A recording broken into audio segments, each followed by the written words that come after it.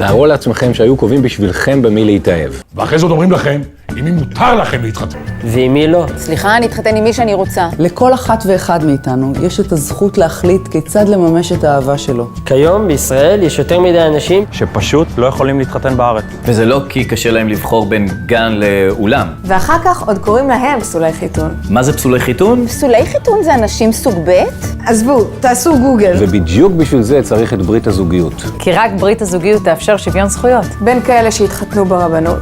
ובין כאלה שלא. ברית הזוגיות תיצור מוסד אזרחי חדש בישראל. ותיתן הזדמנות לאלפי זוגות לממש את האהבה שלהם. מבלי לאבד את כל הזכויות של הזוגות הרגילים. אני נאלצתי לטוס לניו יורק כדי להתחתן. כי לכל אחד יש את הזכות לזוגיות. ואת הזכות להקים משפחה עם מי שאתם אוהבים. ניו יורק. מה חשבתם? שאנחנו כאן רק בשביל הארנונה? הגיע הזמן לעשות שינוי. מייק אובר. כדי שברית הזוגיות תעבור, אנחנו צריכים את התמיכה שלכם. אם גם אתם חושבים שלכל שני בני אדם יש את הזכות לזוגיות. זכות לבחור במי להתאהב. ואל תתני לאמא שלך לאכול לך את הראש שהוא לא מתאים כי הוא לא רופא. זה לא שהיא התחתנה עם מנתח מוח, כן?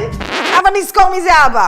כי כל שני בני אדם רשאים להפוך את האהבה שלהם למשפחה. אלמנטרי. שמים לב, לברית הזוגיות האזרחית. שמים לב לברית הזוגיות. לא, אני לא יודע לעשות לב. שמים לב לברית הזוגיות. בואו נעשה היסטוריה. ביחד.